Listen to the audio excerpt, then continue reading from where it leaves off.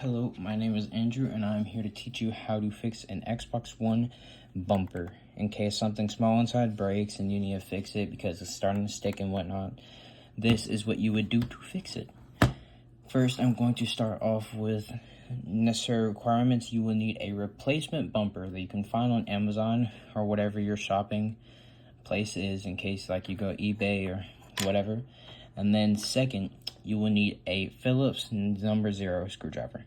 They are small screwdrivers usually used for small toys, screws, and whatnot, just for anything that isn't your average workplace. And then you have, I personally use a flathead screwdriver, a really small flathead, but you can use anything that may fit in between these seams, but you'll need one of these to fit in between these and take off these grips. Otherwise, you were stuck without luck, and I can't help you there. But I advise you to be careful, because this can cause irreparable damage if you are not careful with the inside bits, because you take all the cover off, and then you have loose standing bits that may end up breaking something, which I will show you an example of later that I made the first time I did this. So first things you're going to do, you're going to take either your flathead or whatever sharp object you have, and you're going to stick it in between this and start prying along the edge. As you start to do this, it will loosen up. There are a few joints inside that hold the actual grip onto the controller, and it is quite annoying to deal with sometimes, just because you're not trying to break anything. You may hear a few snaps, but that may or may not be something breaking, but it is all normal. It will not affect how your controller works. It is a-okay.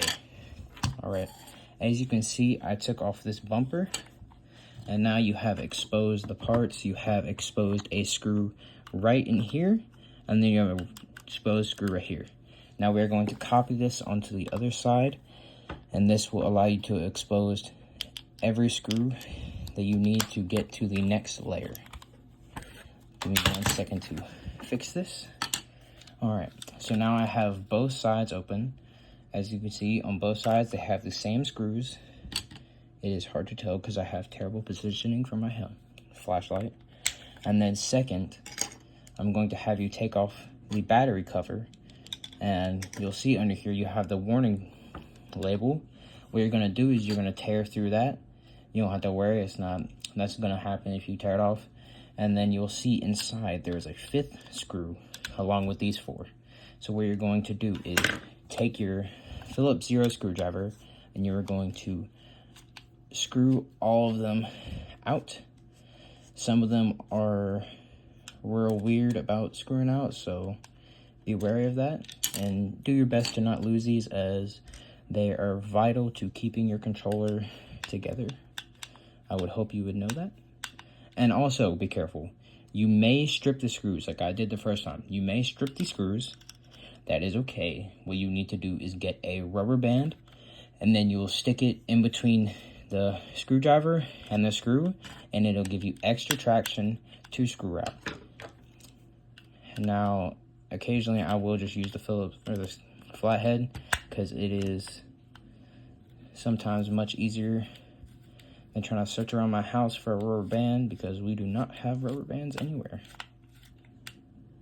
So that is yet another choice you may make in case you are out of rubber bands, or if you don't have a flathead to do this, you can use the rubber bands. Now we will screw all these out. Again, be careful. These very easy to lose because they're all black usually, so it is not as advisable to keep them in just an easy loose place. Now these screws up here, they are real weird. They like to spring into place. It's kind of like something's holding them in, but nothing's really holding them in. So be wary. You'll have the screw.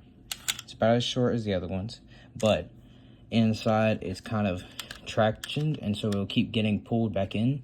So all you have to do is just pry it out yourself, and it'll seem like it is still screwed in because it keeps trying to go back in, but it is in fact unscrewed. So just pull that sucker out and you will be in the clear for that.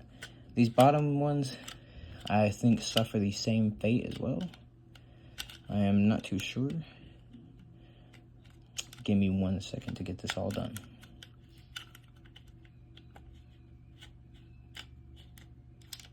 And that would be screw number 3. Check them all right here.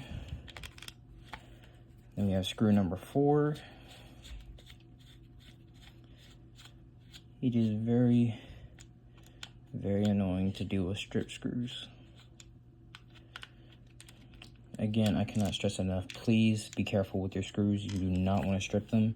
Do not give any unnecessary force.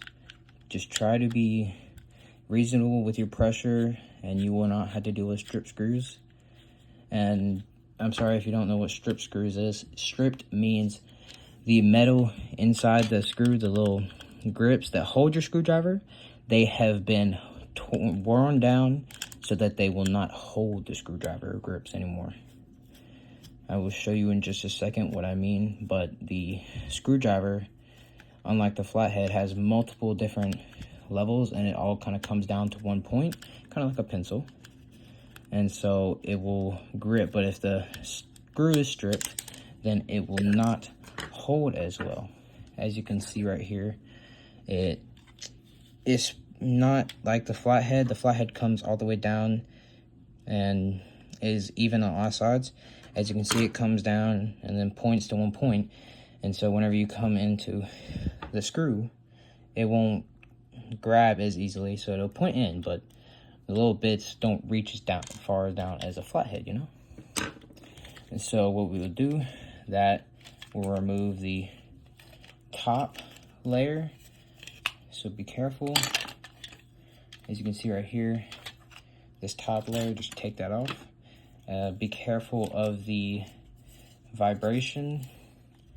Electronics, they are easy to lose. They could fall out like mine did. I accidentally tore a wire. I have not used this controller in forever, so I am not sure if it still functions properly, but do be careful of this while you are repairing. And then also, these joysticks are now detachable, so also be careful of that. So now you are where you want to be. Try to keep your controller at this. You do not have to remove any more screws as far as I'm aware.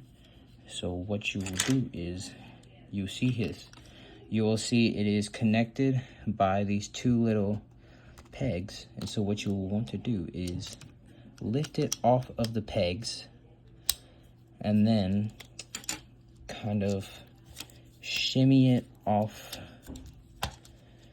because it is connected here, and then it is kind of, I don't know, jammed into here, and so it is quite annoying to get off. Now, you can, I'm gonna say this right now, you can take off the bottom cover if I remember correctly. You should be able to take off this bottom cover, but I would not recommend it, as it is not in your best interest. Put this back. So again, let's come over here, see if I can go to the USB port. Just go right above it. Ooh, I am breaking that. I will stop doing that. So what you will do is kind of just pull it off. Okay, let me get a better angle. So you will just kind of pull it off towards you and then down. As you can see, I'll show you right here, it is clipped into, you see you have the USB port here, right over here, and then it's kind of clipped into it. Mine, this one has broken, so I'm actually replacing it this time. Now, I will inform you that they may come apart like this. So whenever you get your set, you'll have the piece that goes around the LED X, and then you have this piece.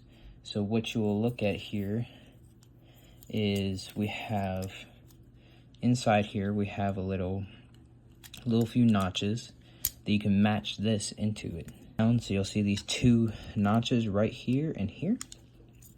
You will line up the two holes here and here with those notches. Give me just 1 second. Now that those are lined up, what you have with this, you have the little wing bits for the bumper.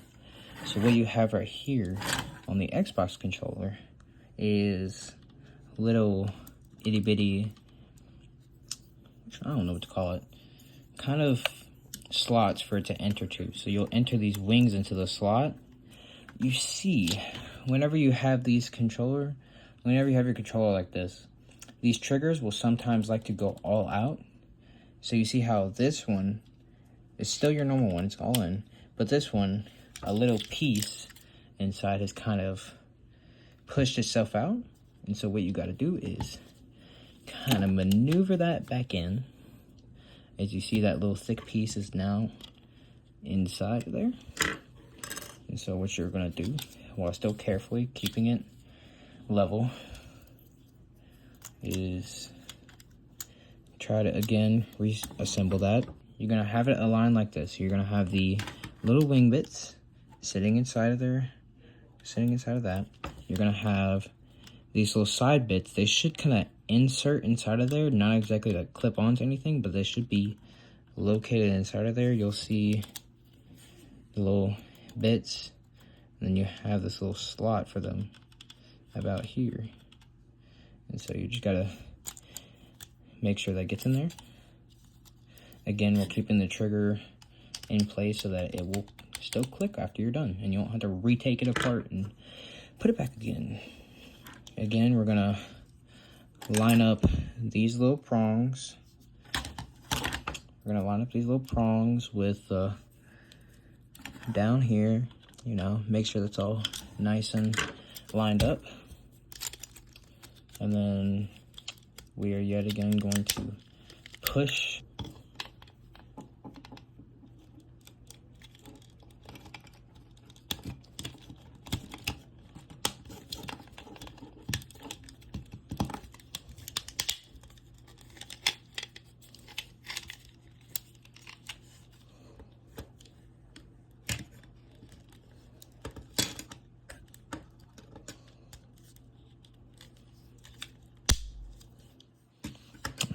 So I've pushed it back in. You kind of have to brute force it. I'm not gonna lie. Usually the sets come with spare pieces, so if it does break, then you should be able to just get a new piece and continue doing that. All right, now that you have that done, make sure your little vibrators are in place. These will, whenever you play a game and a vibration happens to your controller, these will spin. You will replace the joysticks if you have put them off. You should make sure the little flat sides are matched up, so it's ready. And then you will insert them onto the stick. The holes should just fit right in. And then you will reinsert the top cover, turn it back around so that it doesn't fall out. Now I recommend putting it back in the battery screw first, as to kind of hold it all together much easier, instead of trying to do an edge one and then having the other edge kind of struggling to keep it in there. Let's get it in there. And don't tighten them too tight, otherwise you will, in case you have to do this again, it will suck for you. And then you may end up stripping your screws trying to untighten it because you decided it was a good idea to make it really tight. That is a great thing to just know in general of knowledge. Do not tighten your screws too tight, otherwise it will be a nightmare and you will possibly strip any screws. This goes for any screw. Now the context may differ, but it's just always a great idea to have that kind of mindset. Now obviously just screw it tight enough that it'll keep on, but not trying to make it so loose that it's gonna fall apart in your hands. You'll see these like little holes all around. You can see there are little grips that will kind of fit into those holes. And that is what usually keeps it in place until you decide to violently pop it off. because it decided to break on you. Alright, you will now reattach the correct pot. Just kind of line it up and then push down, and it should pop back into place. Then reinsert your batteries or whatever, and then now you should have a perfectly functioning bumper.